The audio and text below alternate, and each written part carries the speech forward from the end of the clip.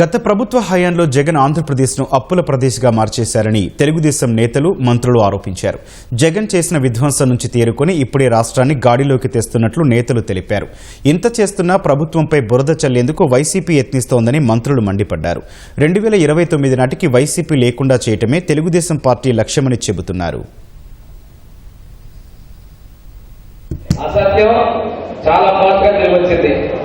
మనం ఇవన్నింటినీ కూడా సవ్యంగా పాటించాల్సిన అవసరం లేదు. నేను పనులు మనం చూడకపోతే ఒక వికలాంగులు పెన్షన్ ఒక ఆమె చేయి నడుస్తా 15,000 ఇస్తుంది.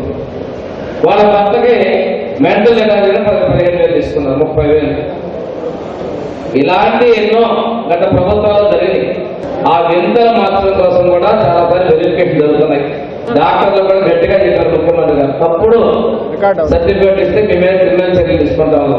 ప్రజాధనం ఆ అవసరాలు లేకుండా దుర్వినియోగపడుతున్నది మరి ఆలోచన. దురదృష్టం, గడిచిన 5 సంవత్సరాల్లో నాడున్నటువంటి ప్రభుత్వ పరిపాలన అస్తవ్యస్త విధానాలు, నిర్లక్ష్య ధోరణి, అభివృద్ధి నిరోధకం, సంక్షేమాన్ని మూలబెట్టినటువంటి నాటి ప్రభుత్వంతో దాదాపు 10.5 లక్షల కోట్ల రూపాయల అప్పు భారంతో చంద్రబాబు నాయుడు గారు ముఖ్యమంత్రి కావడం జరిగింది. మొదట 6 మాసాలు అప్పులు ఎలా కట్టాలి, ఆ అప్పులకు వడ్డీ ఎలా చెల్లించాలి, ఇది ఆలోచన చేయడానికే మరి అక్కడ ప్రభుత్వంలో పెద్దలందరూ కూడా తలమునకలయ్యారు. మనల్ని ప్రజా విద్రోహుల కింద చిత్రీకరిస్తానని చెప్పి పోయినసారి ముఖ్యమంత్రిగా ఉన్న పెద్ద మనిషి ఆయనే చెప్పాడనంటే ఇంకా మిగిలిన వాళ్ళు ఏం మాట్లాడతారో ఆలోచించండి. అధికారంలో ఉన్ని ప్రత్యర్థి పార్టీలను ఎదిరించాల్సినటువంటి కార్యక్రమం కూడా, బాధ్యత కూడా మనదే అని చెప్పి నేను మీ అందరికీ మనవి చేస్తున్నాను. గత పార్టీని కేవలం 11 సీట్లకే పరిమితి చేసి ప్రతిపక్ష హోదా కూడా లేకుండా చేసిన కార్యకర్తల్ని ఎలా ఆదుకోవాలనేది కూడా ఆ తీర్మానంలో చేయబోతున్నారు. అనేక మందిని అనేక రకాలుగా వేధించింది, కొందరిని జైళ్లలో పెట్టింది, కొందరి మీద అనేక కేసులు పెట్టారు, వాళ్ళ ఇళ్లను ధ్వంసం చేశారు, బెదిరించారు, లాక్కున్నారు, నాన్ బెయిలబుల్ కేసులు పెట్టారు.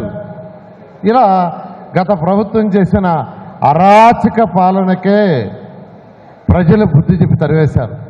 సింపతి బేసిస్ మీద తండ్రి చావు మీద ఒక బేస్మెంట్ వేసి ఈ పార్టీని ఒక్క ఛాన్స్ ఇవ్వమని చెప్పి అధికారంలోకి వచ్చి ఎంతోమందికి జగన్మోహన్ రెడ్డి గాడ్ ఫాదర్ అవుతాడేమో అని అనుకున్నాం అందరం. చెత్త పాలన వల్ల కొంతమంది గాడిదలకి ఫాదర్ అయ్యాడు ఆయన. అధికారంలో ఉన్నప్పుడు తొళ్ళగొట్టి మేము సింహాలం పుల్లు అని చెప్పి రాచి రంపాన పెట్టి వాళ్ళ ఉద్దేశం ఒకటే, జెండా తెలుగుదేశం జెండా పట్టుకున్న వాళ్ళు ఎవరిని ఉంచకపోతే వాళ్ళ మీద కేసులు పెడితే, వాళ్ళ ఇంట్లోంచి రాకపోతే ఇంకా ప్రతిపక్షం అనేది ఉండదు, ఇంకా వన్ సైడెడ్గా పాలిందామని చెప్పి ఈ కంచెరగాడిలందరూ ట్రై చేసి అధికారం పోగానే ఒక అతను ఎలాగ ఊసలు లెక్క పెడతా ఉన్నాడు, మరి మిగతా కంచెరగాడితో దేశం దాటి వెళ్దామని ట్రై చేస్తూ ఉన్నాయి. 5 సంవత్సరాలు నరకం చూసాం. రాష్ట్రం విధ్వంసం పాలైపోయింది. అన్నపూర్ణ లాంటి ఆంధ్రప్రదేశ్ అంటే అన్నపూర్ణ అరాచక ఆంధ్రప్రదేశ్గా మారిపోయింది. ఇటువంటి సమయంలో మనందరం పోరాడి సాక్రిఫైస్ చేసి, ఫర్ ఎగ్జాంపుల్ ఎంతమందిని జైలుకి పంపించారు ఒక్కొక్క జిల్లాలో?